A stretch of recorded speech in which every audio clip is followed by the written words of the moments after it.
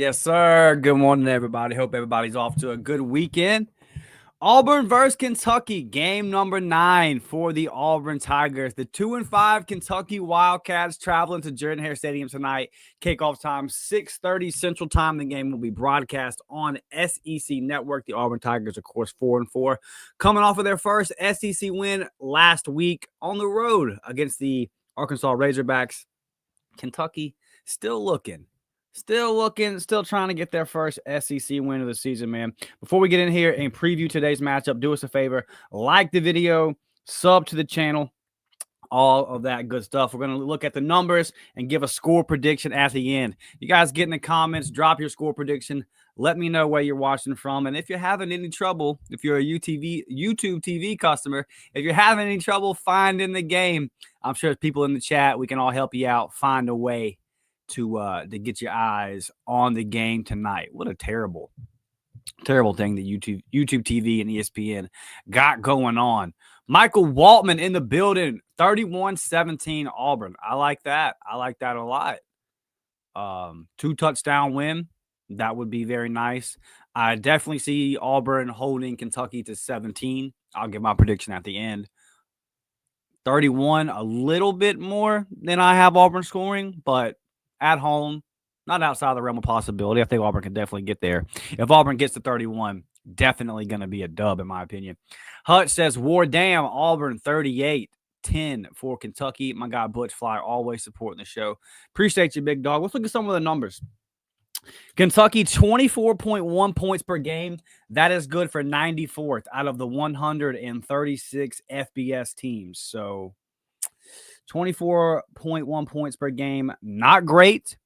And that Auburn defense has really been holding teams to well under their scoring average. If Auburn, like 2 possessions, 13, 14 points on their scoring average. If Auburn holds serve and does what they've been doing, Kentucky is going to be hard-pressed to even get to that 24.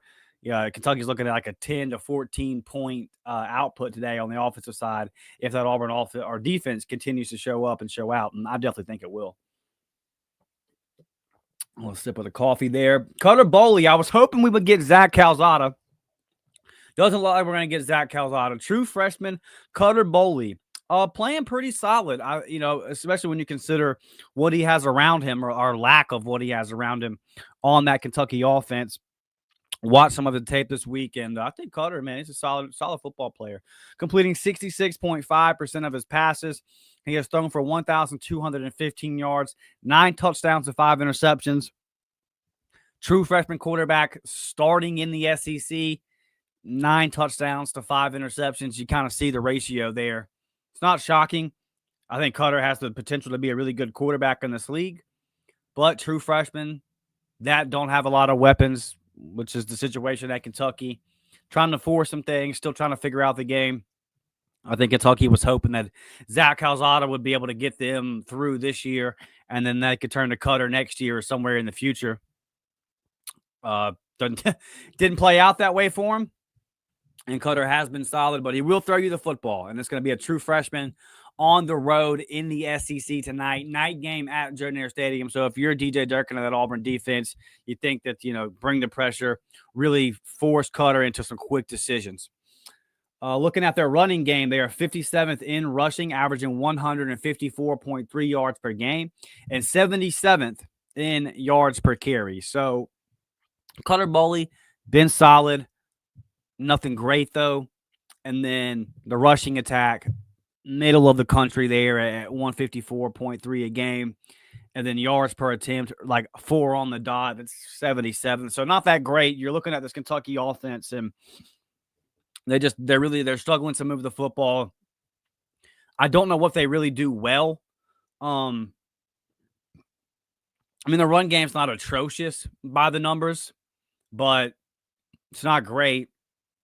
And you just don't want to have to lean on a true freshman quarterback on the road tonight and Cutter. So if I look at Kentucky and try to guess what they're going to do, it seems like running the football. It seems like they would want to come into Auburn and establish the run a little bit.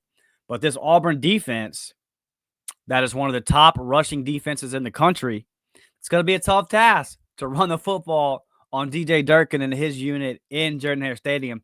I like the matchup for Auburn on that side of the ball. I think that Kentucky is going to have a very hard time moving the football. I think Kentucky's going to have a hard time scoring tonight, and ultimately that's going to help Auburn get the victory. Looking at the offensive side of the ball for Auburn, comparing it to some things that Kentucky does, Kentucky defensively, third down defense. It's one of the most important statistics in football. Third down defense, 80th. Kentucky is 80th in the country. They are giving up third down conversions at 41.05%. So Auburn offense has left a lot to be desired on third down. What does that look like today with Ashton Daniels starting at QB? And it was announced last night, and I think we all kind of saw it coming despite all the ridiculous things that Hugh Freeze said during the week. We all kind of predicted that Ashton Daniels would be the starting quarterback. He is going to get the nod. So does Auburn's success rate on third down change a little bit? Is Auburn able to take advantage of the 80th ranked third down defense in the country in Kentucky? If I was Ashton Daniels, or if I'm Hugh Freeze and those coaches, I'm telling Ashton Daniels, one progression, maybe your second guy. If not, take off. If not, throw it away. Look, Auburn just doesn't have to score a whole bunch of points to win this football game tonight. Auburn does have to protect the football. And Auburn's done a good job of protecting the football all year. And opponent points per game, Kentucky's defense, 99th in the country. They're giving up 30.1 points per game. In rushing yards per game, Kentucky's 40th. So when you look at Auburn trotting out Ashton Daniels for his first start of the season, and we've all said for, 3 years now, we want Auburn to get back to establishing the run. You look what Auburn did last week, Jeremiah Cobb getting 28 carries. Gives you some hope, right? And think back to last year, Auburn versus Kentucky. Auburn has turned around and handed it to Jarquez Hunter. Kentucky was never able to stop it. Jarquez went for over 250 there in Lexington. 132.3 on the ground, 40th in the country in rushing defense for the Kentucky Wildcats. It's not top 10, it's not 25, but 40th is solid. So it's slightly above average, but still 132. I think Auburn can get north of that number. I mean, if Auburn's going to win, I think Auburn needs to get north of that number. And I think Auburn will. And then 104th in the country in opponent passing yards a game. Kentucky giving up 253 yards per game through the air. So 40th in rush defense, 104th in opponent passing yards. Big gap, right? Big gap in what Kentucky does well on the defensive side. So, and how much is that?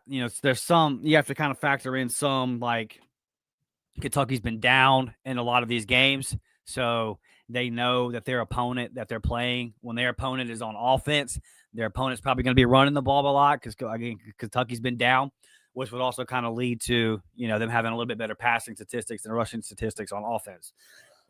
Excuse me. So just something to watch there. Kentucky secondary struggling with big plays. They're struggling with miscommunications. So if I was that Auburn offense, come out, establish that run early, and hell, since the bye week, really, maybe even a little bit before the bye week.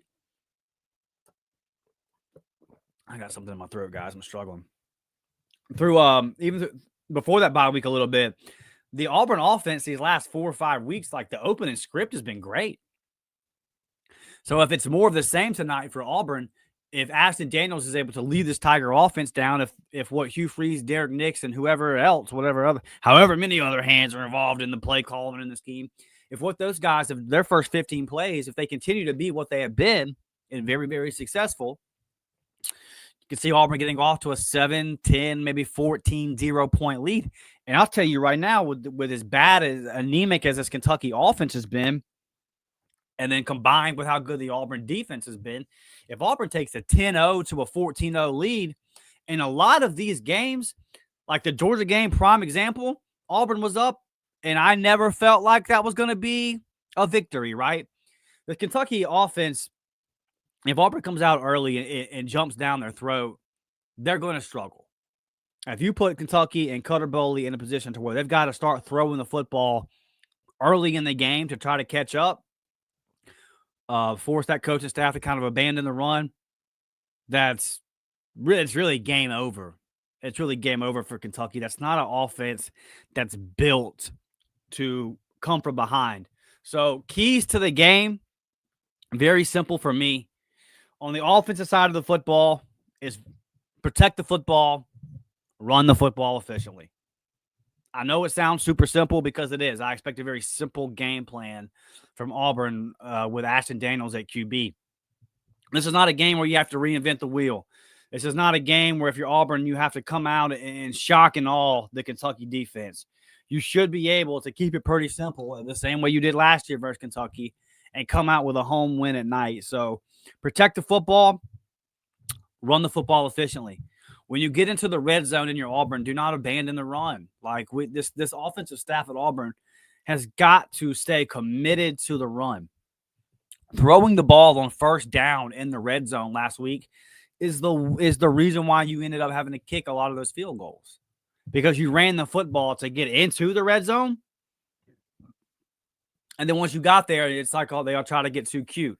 And that's really kind of been a staple of the Hugh Freeze era, trying to get too cute. So if you run the football effectively and you get down there, you don't have to overthink it. Continue to hand the football off. You're hearing that Ashton Daniels and Brandon Frazier have been hooking up in practice all week, that they've built a very nice rapport. Cool. Red zone, that's tight end territory, baby. I got no problem throwing it with Brandon Frazier down there in the red zone as long as he catches the damn ball. But red zone today, Auburn's got to be a little bit more efficient, obviously. You got to be able to punch it in. You can't count on a field goal kicker to go 6 of 6 every week and win a league game. Now, maybe you can do that versus Kentucky. I mean, even if Auburn gets 18 points just off a field goal, that 18 is probably more than Kentucky's going to score. But you got to be more efficient in the red zone, man. Ashton Daniels and Jackson Arnold are similar players, but there are some differences as far as running style and stuff like that goes. And we had Charlie Five on earlier in the week, and he talked about Ashton Daniels being a little bit more patient with his runs. Jackson's very much a hit the hole, a quick, take the snap, let's go. Nothing wrong with that. Just two different styles. Ashton's a little bit more patient. He thinks of that run to the left side last week where he just kind of sat, had his hands on the blockers in front of him, waited, kind of bobbed and weaved his way through the traffic and got the first down. So be interesting to see if I expect QB run to be part of the game for sure. It'll be interesting to see the play designs, if they're a little bit different. I mean, we've seen that QB draw with Jackson up the middle all season long. I think you're going to see a little bit more creative, a little bit more like stretching it, counter style, sweep style QB runs to the outside with Ashton Daniels. And I think the big thing there is confidence, right? Like everyone knows what the issues are with Jackson Arnold. We're not here to pile on to him this morning. We all know what it is. But hopefully Ashton doesn't have that. And if there's not this big gap between their physical tools and the kind of players they are, maybe there is a bit of a gap mentally. Maybe Ashton Daniels is just a little bit more confident, not in his head as much, and able to pull the trigger, able to make quick, decisive decisions, or at least better than the guy that was starting for Auburn the first 8 games. And I think you saw that in the second half.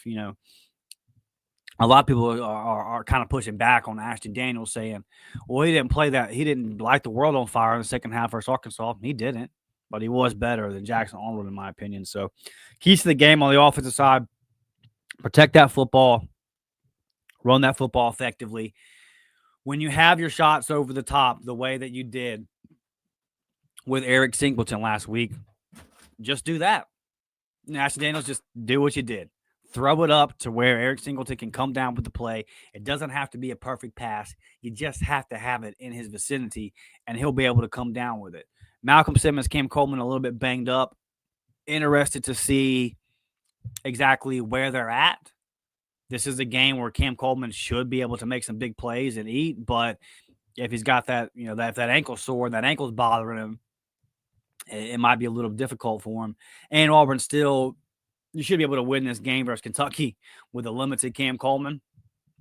But next week, road trip to Nashville, last game of the season, obviously, Bama coming in town. You want to make sure Cam's ready for that. So hopefully Auburn doesn't push him beyond what he can do tonight. It'd be great if he's good to go.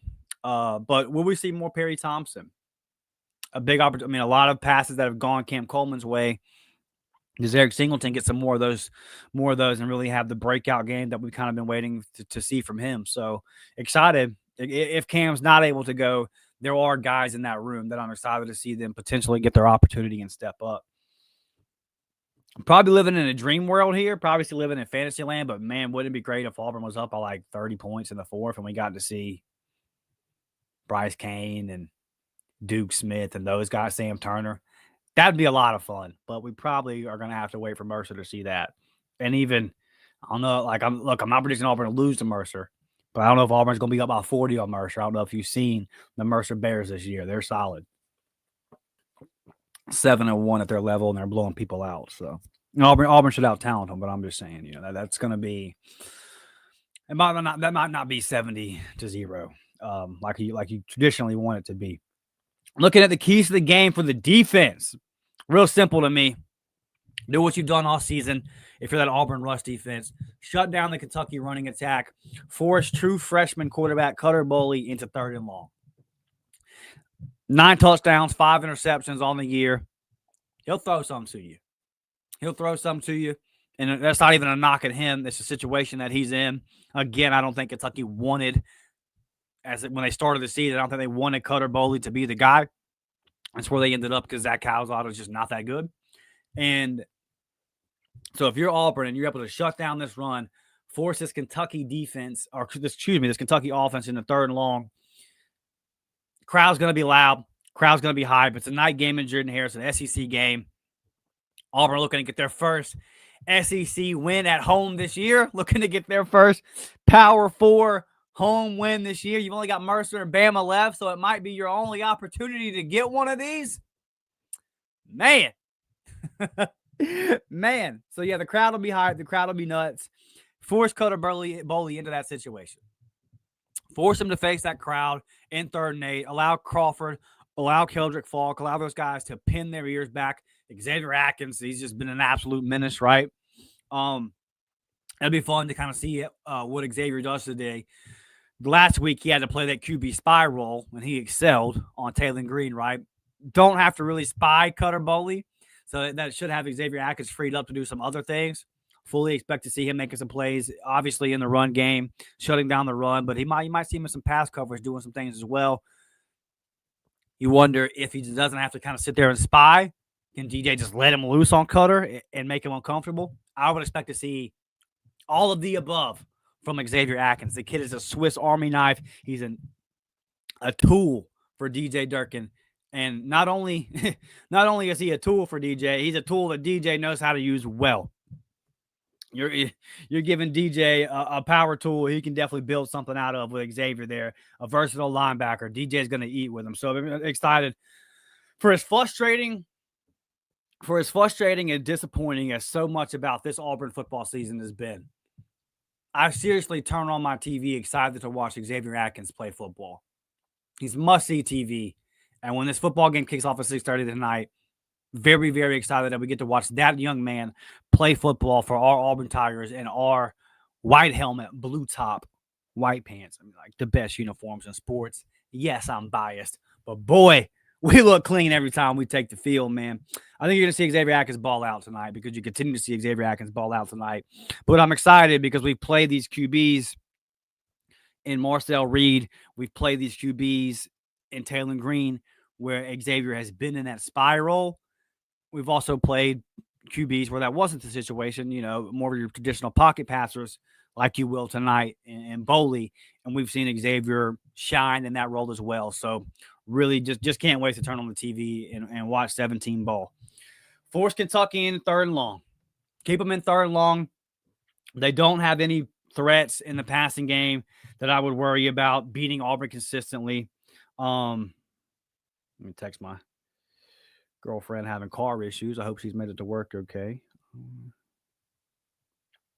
Okay, well, that's something we might have to address when the show's over. She did make it to work, but she said her car is acting weird. So, okay, cool. We'll deal with that. Talking about cars not starting, right? John Cohen, what's up? So, yeah, force Kentucky in the 3rd and long.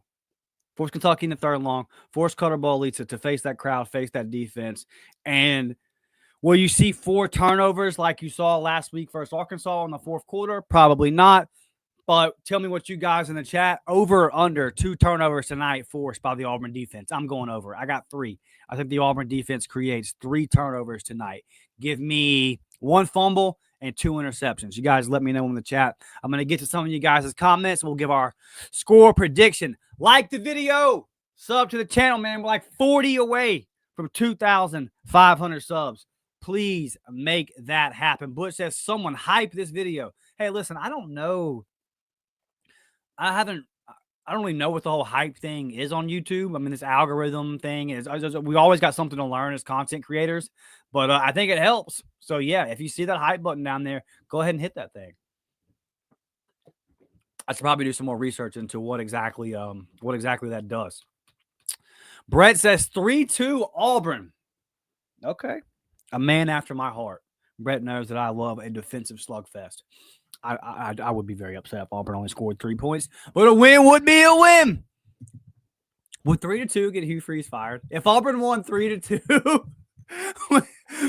would scoring only 3 points against Kentucky still get Hugh fired? I would make the argument that it might. Deanna says everyone hit the like. Absolutely. Robert predicted 2 turnovers tonight.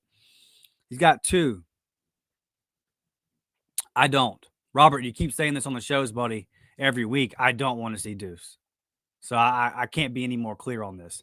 I do not want to see Deuce Knight this year as an Auburn Tiger. Maybe if Auburn is up by 30 on Mercer, sure. But yes, I was very hype on Deuce Knight before the season. He's a 5-star. So a lot of people were hype on him. There's not a head coach in the country that didn't want Deuce Knight. But I said he's going to be a great player in time. I never made any predictions for Deuce Knight this year.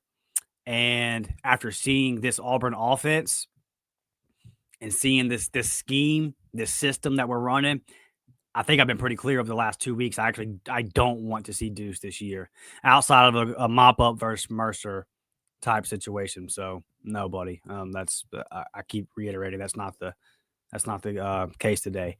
Charles says no worries on receivers. We have Perry. Yeah, Perry stepping up, man.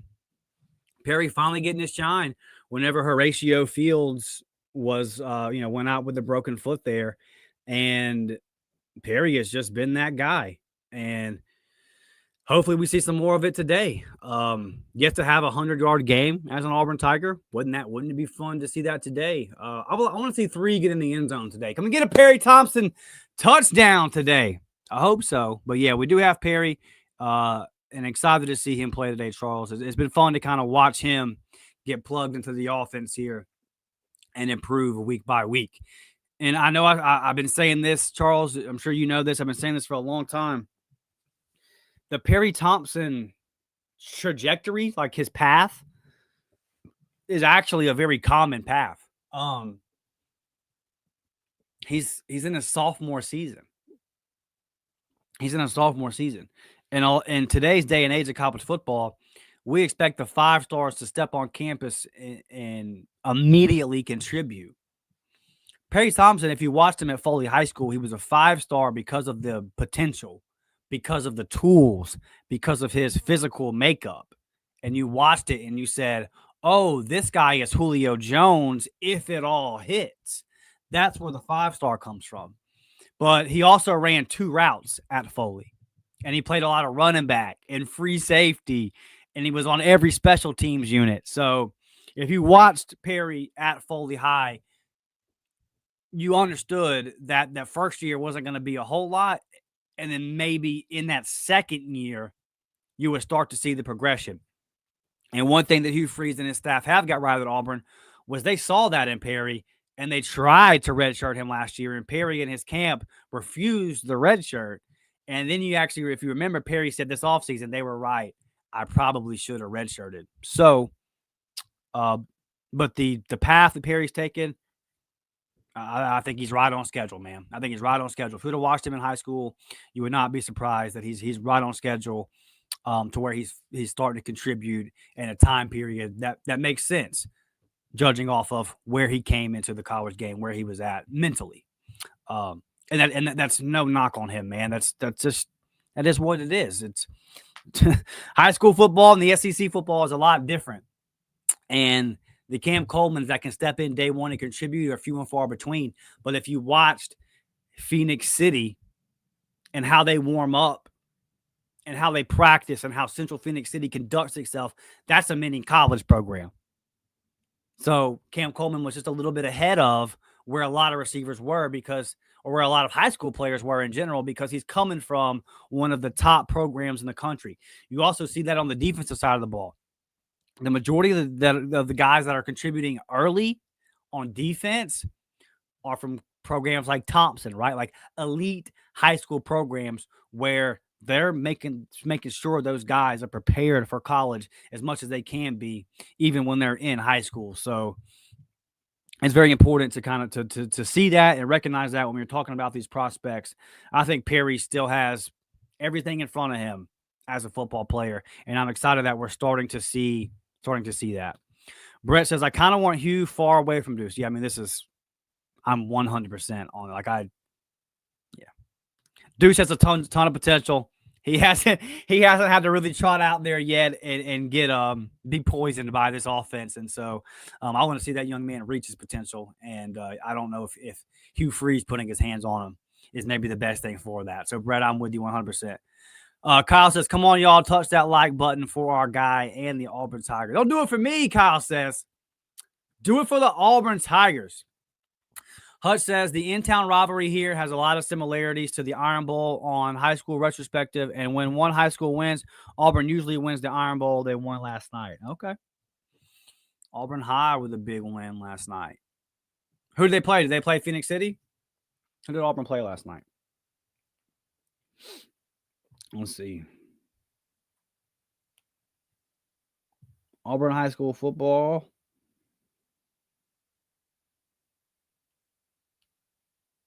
It's not showing me. Y'all let me know in the chat. It's showing me they didn't play last night. It's showing me they played Dothan last week and that they had a bye this week. So, but you're telling me they played last night. So looks like Max Preps may be off a little bit there. Let me know in the chat. JB says, hopefully we can run the score up and give Deuce some game reps. That'd be cool. That would be cool. That would be cool. That would be interesting, right? If Auburn does get up 24, 30 points in the second half, you think it would be Deuce off the bench first over Jackson because you've seen what Jackson is. You don't think there's a future with Jackson at Auburn, right? You think it would be Deuce, but then kind of how crazy would that be to see a guy making $1.5 million as your third string over there on the bench? Tough times, crazy times in this NIL era. But yeah, I'm with you, JB. I'd love to see all the backups. And to reiterate what I said, I don't want to see Deuce outside of mop-up duty, but you are alluding to mop-up duty here. Butch says, I just hope they worked on red zone offense. We have Cam Coleman, use him. Yeah, I mean, what an incredible catch he had in the red zone last week, right? Just throw it up to him. Kyle says, prediction, AU 27, Kentucky 24. I'm with you on the 24. Auburn getting to 27, that would be nice. That would be nice. I'm not quite there. I'll get my prediction in just a second. Eric says, I told YouTube TV to suck it. Then I signed with Fobo. Auburn 35-17, Warden Eagle. I did too. I canceled them yesterday, bud. I don't have time to sit around and try to figure out options on game day, right? I'm not starting off my Saturday without any idea as to how we're going to watch football. So, yeah, I canceled them. I made the move back to cable. We've gone full circle. And I'm sure in a few months, something will happen with the cable and I have to switch back to another service. Wild what they're putting sports fans through right now. We just want to watch the game. That's all we want to do. Michael says, how many carries does Cobb get today, in my opinion?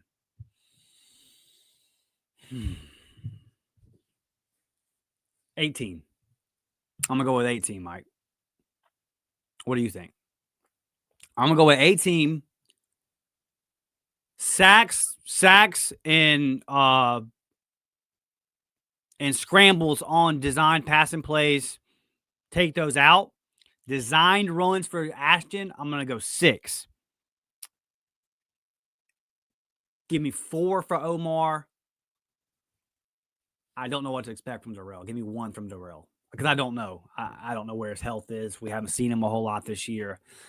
If he's good to go, I would love to see 5+ carries for Darrell, but that's kind of where I'm at. I think this game's going to move fast too. I don't think Auburn's going to have a lot of plays. I think both teams are going to try to run the football, and I think Auburn's going to be able to do it somewhat with success. So, Hutt says, "My bad." Okay. So Miller versus Neal. Now, let's see. The Battle of Murder Creek.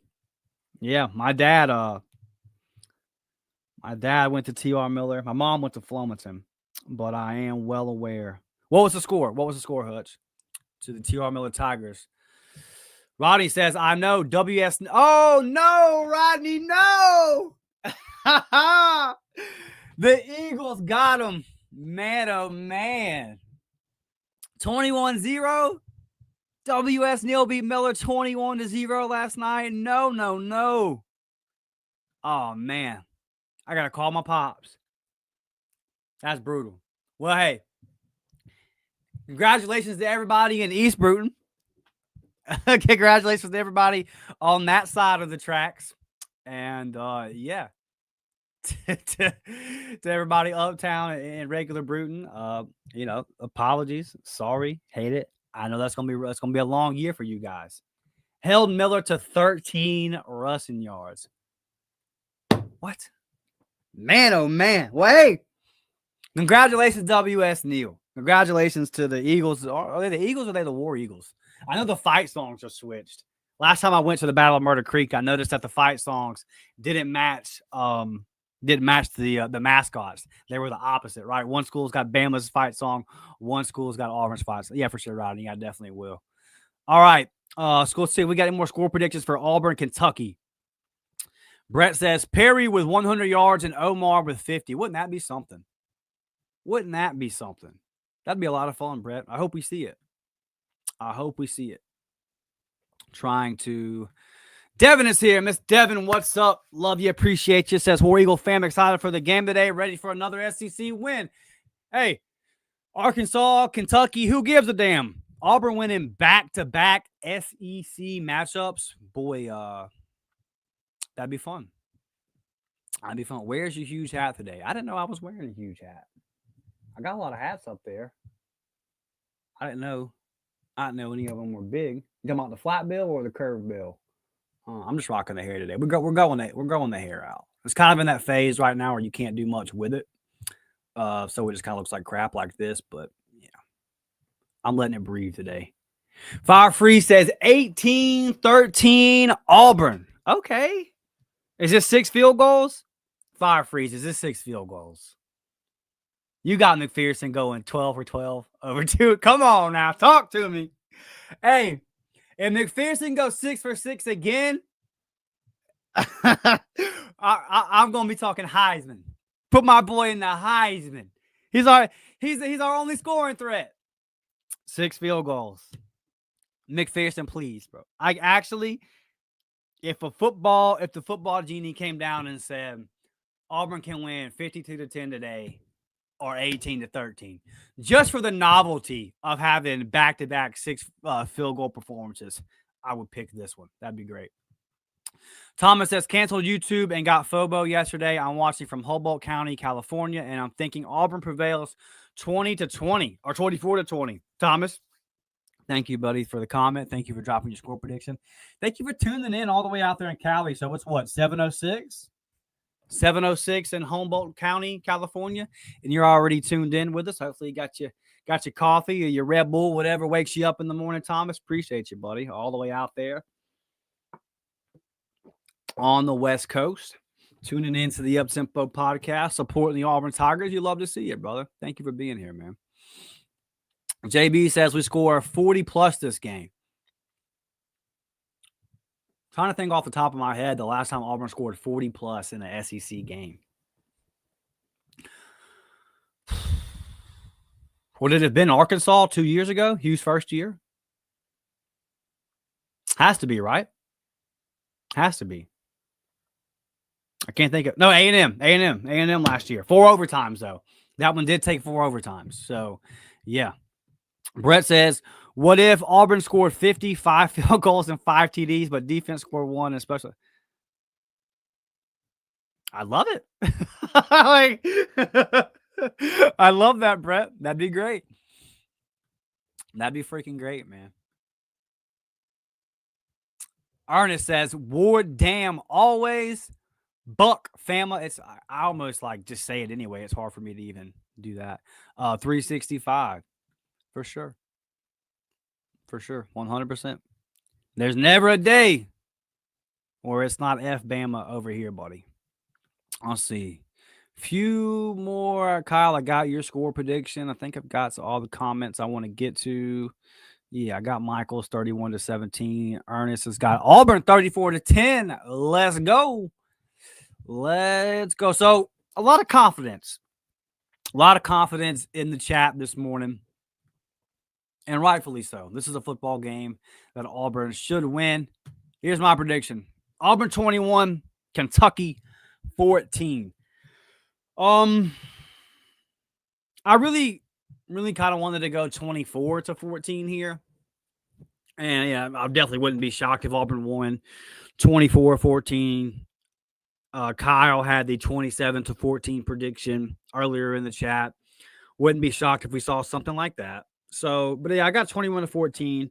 In a 21-14 that feels, see if this makes sense to y'all. A 21-14 that feels like more. Like, I don't think Auburn's ever going to be in trouble in this game. I don't think there's ever going to be a doubt. I don't think you're ever really going to be worried about Kentucky's offense doing enough to move the ball. And 14 is pushing it, man. Like, I'm giving Kentucky, I feel like, a little bit of grace here with 14. But I do like Cutter Boley. I really do. Now, I don't like him to score more than 14 on tonight, right? So I'm not predicting him to come in and light the world on fire or nothing. And I'm not predicting him to go on and be this great player in the future. But I think Cutter is going to be a solid SEC quarterback. Now, he might have to leave Kentucky to do that. But there's some stuff there when you watch him play. He's gonna make some plays. Okay, there's some stuff there that I like. So, and I think he's made of the right stuff above the shoulders. For as far as I can tell, I haven't watched a ton of Kentucky. It's not some deep eval, but I like enough to give him 14. But that's it. And that's still, they're averaging 30.1 points per game. So that's right on par with what Auburn's defense is doing, holding people to 2 touchdowns underneath their average. So I got Kentucky scoring 14 and it being some big plays here and there through the air. They might hit 1 or 2, but just not a whole lot. I don't think Auburn will ever feel threatened by the Kentucky offense. And even though I have Auburn winning by a touchdown, it could be 21-7 in the fourth and Kentucky scores late. Like, I just think it's going to be one of those. This will be a very forgettable game for anybody that's not an Auburn or Kentucky fan. I'll say that. I think it's going to be a pretty boring game. Auburn's just vastly more talented than Kentucky. And the coaching staffs aren't that different. Auburn, if we combined coaching staffs, like every coach, every assistant, all the way up to head coach, because of what Auburn has on the defensive side of the ball, I would actually give Auburn the lean coaching staff wise. Like, Auburn's defensive staff is far superior to Kentucky's offensive staff. So all that being the case, man, just feels like one of them games where Auburn's going to out-talent them. I think Auburn makes enough big plays on offense. My big question is, what does the offense look like under Ashton Daniels? I'm predicting a very game manager style scheme. Game plan would be a better word, from Hugh Freeze and the offensive staff today.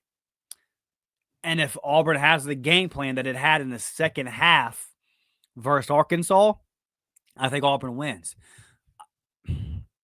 I'm very interested in Darrell Robinson. Like, how healthy is he? How ready is he to go? Probably not. Probably going to be slow this week.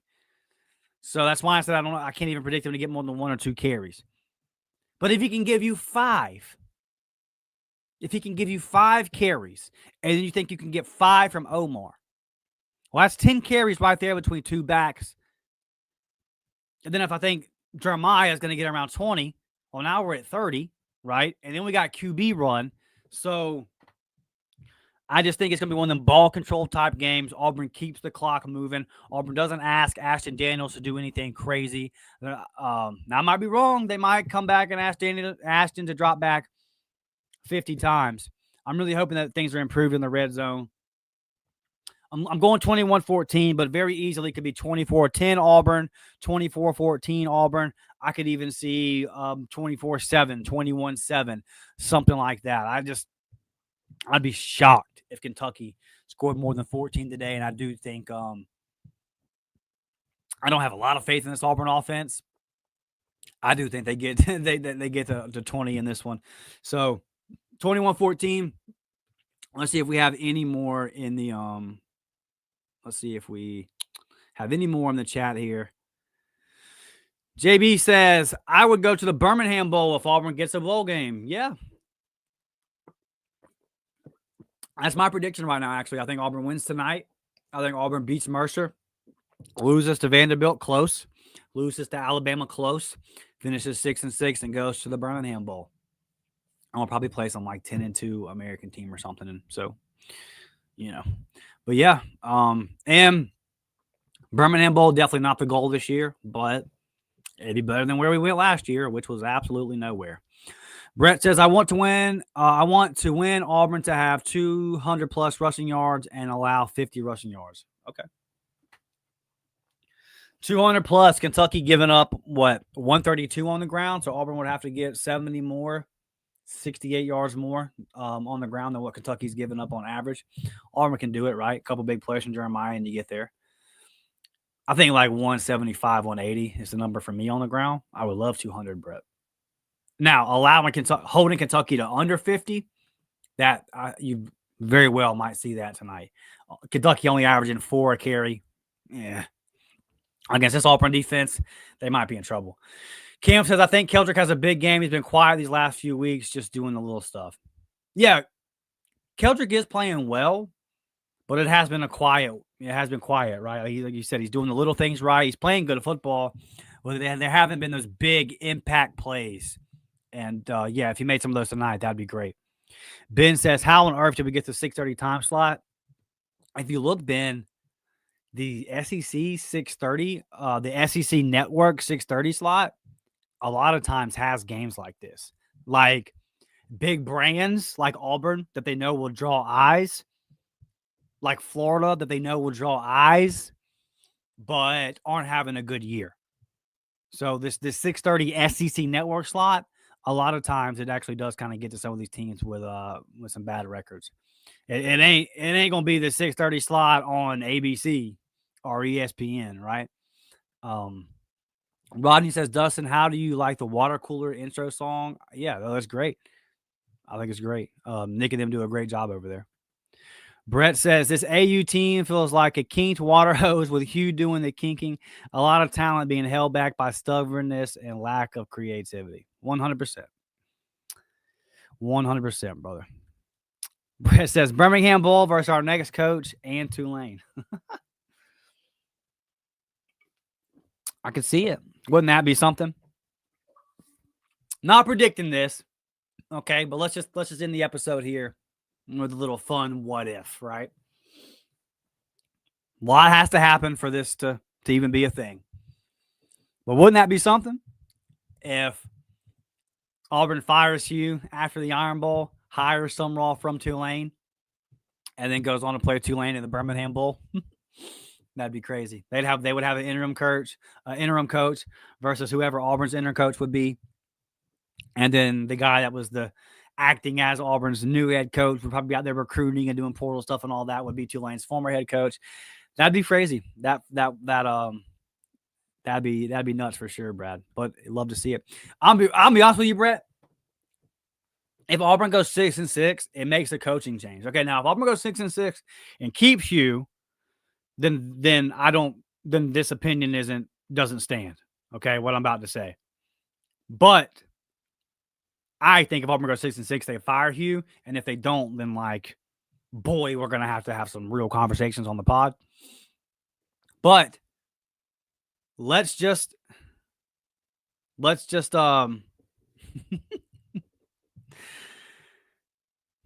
that would be interesting, Brett, for sure. That'd be a lot of fun. That'd be a lot of fun. I want to say this, okay?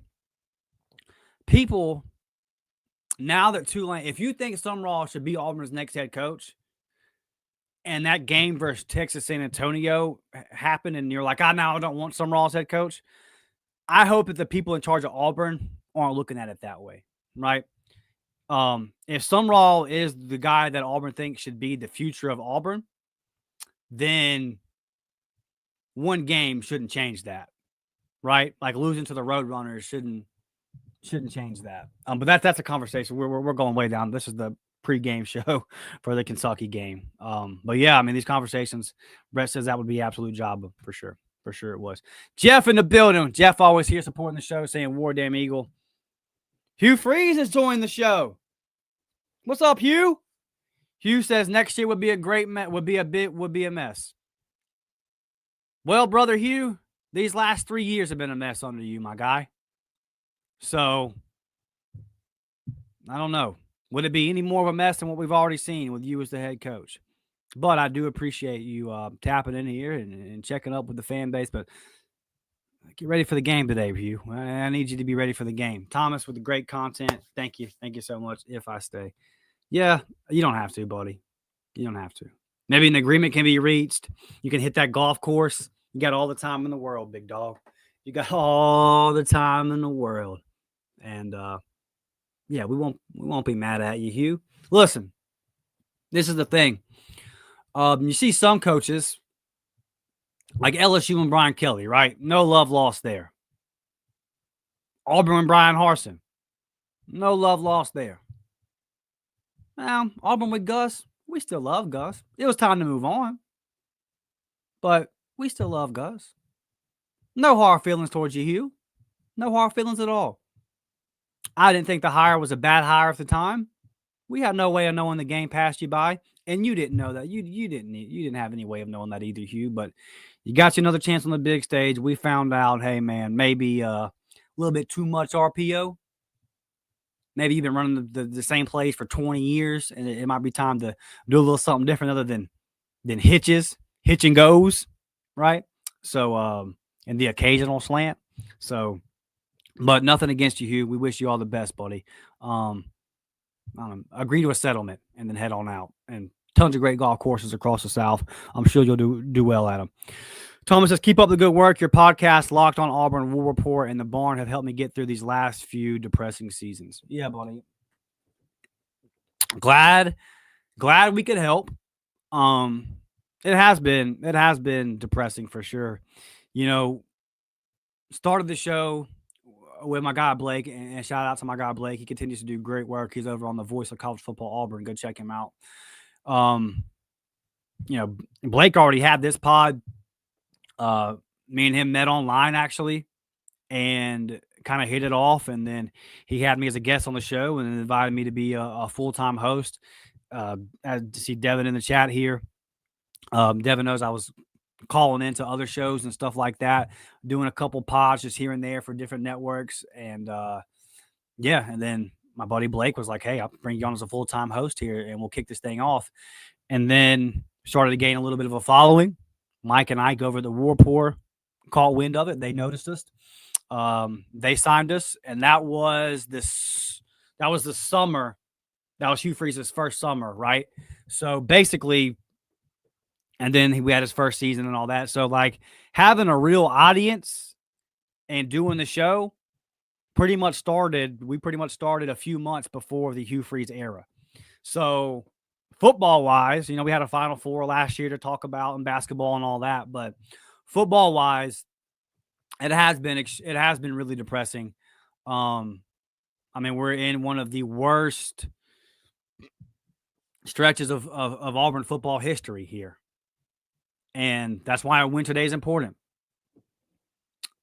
I lost my train of thought a minute ago. What I was going to say was, if Auburn goes 6-6 and fires the head coach, and this made me rethink of it. If Auburn goes 6-6 and fires Hugh, I would then want Auburn to deny the bowl game.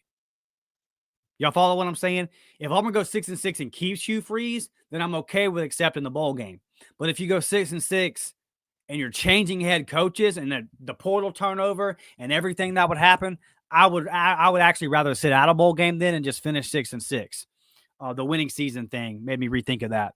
So yeah, glad Thomas that we could be here to help you out.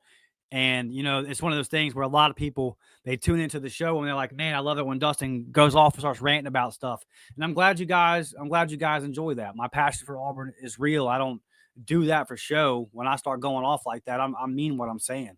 Whether it's fed up with what we're seeing on the football field from Auburn or the officials or whatever, I'm not doing that for clicks. The thing is that same energy, that same hype, I have that for when Auburn wins. I just don't get to do it because we don't win games. I would love to be able to come on here, talk shit, and promote Auburn football and be super hype. And I'm looking forward to that day. It's going to happen. It's going to happen. Too much is being put into Auburn football, like resource-wise, for Auburn football to be down forever.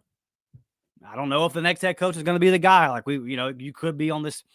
We could be in the middle of this Tennessee decade of darkness. I hope we're not. Right? I damn sure hope we're not. But I'm gonna still be here regardless. But yeah, man, I would.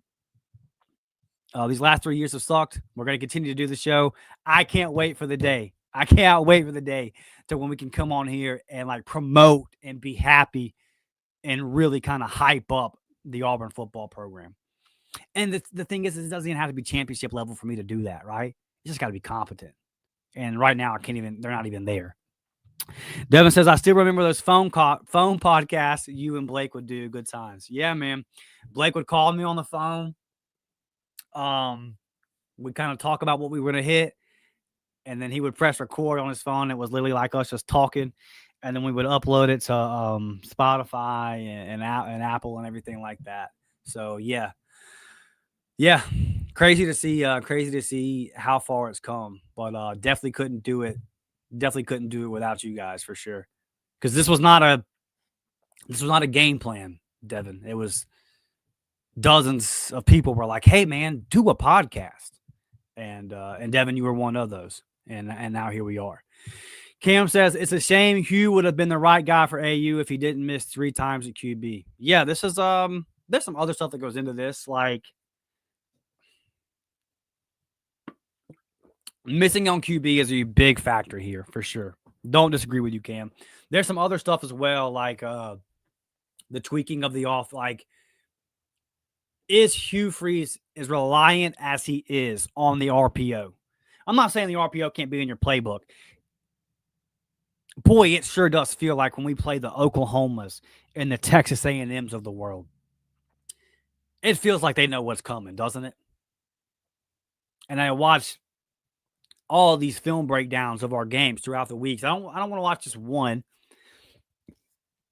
I watch multiple film breakdowns to get multiple people's perspectives. And everyone I've seen this year of people that know football way more than me, real X's and O's on the board type guys, they all say the same thing. Like, hey, we ain't fooling nobody, bro. We ain't fooling nobody. They know what's coming. They've seen it. And unfortunately, that's just kind of the world that we're in right now. There's no pivot. JB says, does Hugh need one more year with all of his players? I don't know. What's going to be different next year? Like, what is he going to have next year that he doesn't have now? Last year it was, I got my guys, but they're just young. I mean, you can't even use that anymore. You're young with some spots, sure, but you'll always be young with some spots, especially in the portal era, because the guys that you brought in to be backups, if they're like 4-star, if they're former 4-stars, they might not want to sit 2 years. They might sit a year and then dip, and you might have to fill that spot with a true freshman when otherwise you would have filled it with a sophomore that was more prepared, that had been in the program for a year, in the system for a year. But the game has fundamentally changed, so you have to play some younger players. Ultimately, I don't see What's going to be different next year? Another quarterback? Do we wait? Like, do we let Hugo get another quarterback? There's the whole thing of, well, does he go get an offensive coach? He already tried that. He tried that with Philip Montgomery. Remember, he tried it with Montgomery. And he would sit there after games and be like, I'm struggling to give up play calling, and I'm just struggling with it. No, he does not need one more year. This year, the last 3 years have shown. I mean, it's the same thing. It's the same thing over and over and over. Next year's not going to look any different. Sub-Zero, end of house, 251. What's up, baby? Thomas says 6-6 should be a fireable offense. Pun intended. Hugh can recruit, but he has underperformed every season.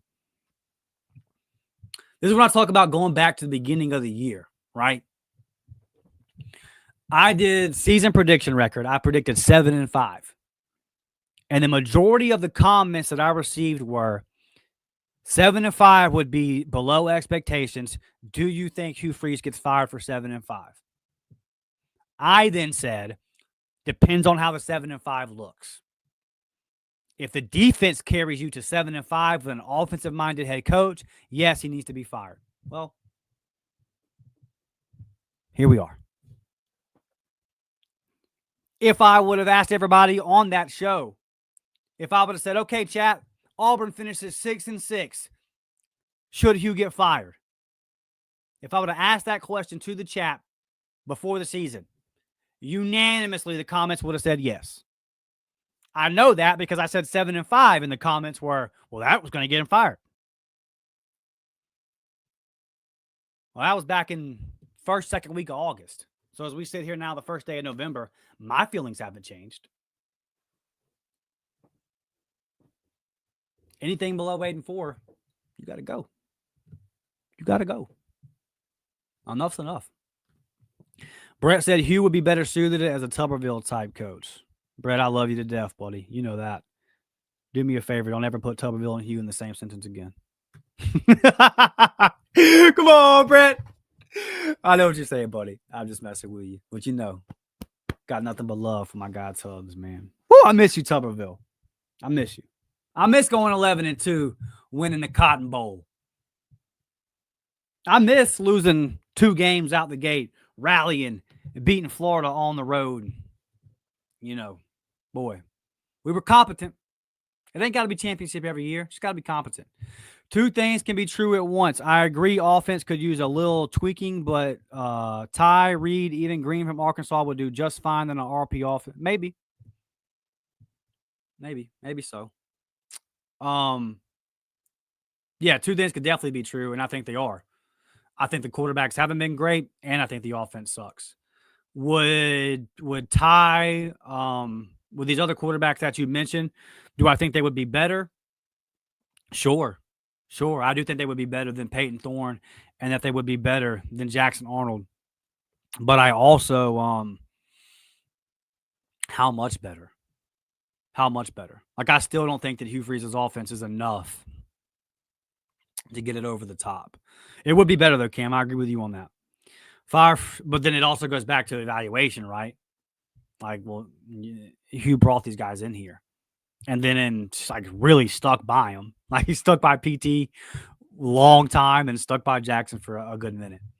Fire Free says, tell him, Dustin, my feelings haven't changed either, no matter how much people tried to gaslight me this summer. Yeah, you know. I hear you. You're right. You're right. And this is why whenever we did toss Boston loss and season predictions and all that stuff, this is why I was so skeptical.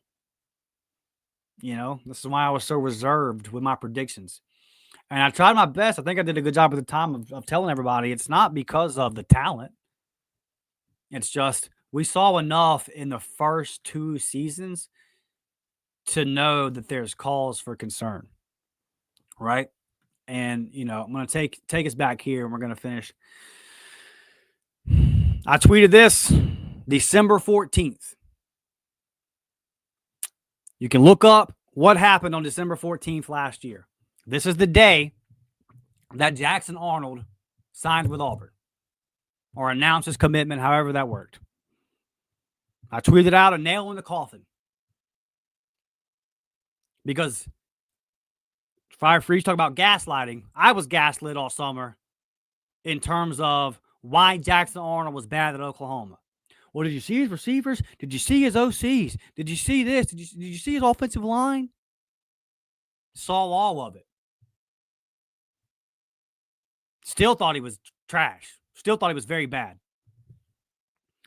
That bad OC, that bad O-line, those bad receivers that everyone made mention of and tried to write off that Jackson was going to be fine, those guys were the problem. All of that stuff still came into Auburn last year and won. Remember that? Oklahoma came into Auburn last year and won and didn't even play Jackson Arnold. So with that offense, bad OC, I don't even know if they had fired their OC by that point. Whether they did or didn't, either way, it's the same thing, right? Either you won with a bad OC that you were about to fire, or you won with an interim OC when you fired your guy. Like either way, it's not a good look. Those bad receivers, those bad O-line that everyone tried to say was the reason for Jackson's struggles. All of those things somehow still won at Auburn last year without Jackson Arnold. And Auburn and Hugh Freeze felt like going out and getting that guy that was on the bench for that game. And this is where we're at now. And this is why I tweeted this, nail in the coffin. I knew at that moment that if Hugh Freeze was going to bring in Jackson Arnold and stick with him as QB1, it would be the downfall of Hugh Freeze. It would be the final nail in the coffin. That's where we are. I hate that, but that's just the reality of it. That's it was very obvious to me. It was very, very obvious to me. So as we look forward to the future and talk about new quarterbacks and what all could be, I don't trust the guy evaluating it. I don't trust the guy evaluating the quarterbacks at all. I don't trust his offense at this point. So, and I'm only replying to you guys' comments. Like this Kentucky pregame show, we're definitely going to have all of those discussions down the road. And I see a lot of y'all talking about, well, do we get a new OC and blah, blah, blah, blah, blah. Yeah. So Thomas says Oklahoma won at Auburn without Arnold, but they had Thorne. Who brought Peyton Thorne to Auburn? Who doubled down on him? Who benched Peyton Thorne and then renamed him the starter before that game? Like there's no way that you can absolve Hugh Freeze from the responsibility of that. Like he can't escape it. You can't put the blame at this point on misses at QB anywhere but the guy that came here and said, I don't miss on QB. Brad says, you might have covered this already, but the rumor I saw was that if Hugh doesn't win out, he's gone, which basically means he's gone. No way that happens. Be real with you, Brad. I've heard both. Right? I've heard a lot of different things from real people, like from real plugged in sources that people trust. I've heard everything, man, which tells me nobody really knows. Which then also kind of tells me that it's probably what we all think, right? Like that vote of confidence hasn't come. Anytime John Cohen is asked, he gives answers that give him an out. Well, I expect my car to start, but if it doesn't, I got to reevaluate. I'm happy we won on the road. But offense didn't look good, right? Like he always has it. It's much different tone. So that's kind of what I go off of. I go off of like the common sense. Like, okay, before the season, if Auburn finished with this record, what would have happened to Hugh, right? I really kind of stand by that because I've noticed that once we get into the season, goalposts and opinions start to move a little bit. I like to stay where we were before the season. What is the record that he has to get to? Because ultimately, I think that is going to be the deciding factor. And I don't think that's changed. Like, yes, there can be an argument made about refs, but with as putrid as his offense has been and him being in charge of the offense. So, yeah, I've seen that, Brad, for sure. I've also seen people say that they are trying to find ways to keep Hugh Freeze, right? That if they go 6-6, They're going to keep him. You know, there's a lot. There's a lot in a lot of different places. I think we all kind of know. Where this is headed for sure. So, if I had to put money on it, like I just don't really see a world where Hugh Freeze is Auburn's coach next year. It could get interesting if Auburn wins tonight, wins on the road at Vanderbilt. Say Vanderbilt wins today, and they're a top 10 team next week, and then Auburn wins that game, and then you beat Mercer, and then it's 7-4 going into the Iron Bowl. Then it gets a little, but for me, it's still like, how does it look? How do you win those games? If Auburn beats Vanderbilt 13-10 because of the defense, that doesn't tell me anything about Hugh Freeze and his offense. It just tells me we made the right hire on defense. So, yeah. And you say no way that happens for Auburn winning out. I'm going to doubt it. Look, I'm going to be real with y'all. I got Auburn winning tonight. Auburn should win tonight. Would anybody here be shocked if Auburn lost tonight? It shouldn't happen. It shouldn't happen. But would you be shocked? Rodney says, Dustin, did you go to T.R. Miller with Kyle, a.k.a. Charlie 5? No, I did not. Born in Bruton, right? Parents split when I was like a baby. So mom stayed in Bruton. Dad moved to Pensacola, and they had joint custody. So half the time I was with Dad, half the time I was with Bruton. Once I started school, there were some schools in Pensacola that were like good, you know, better than Bruton.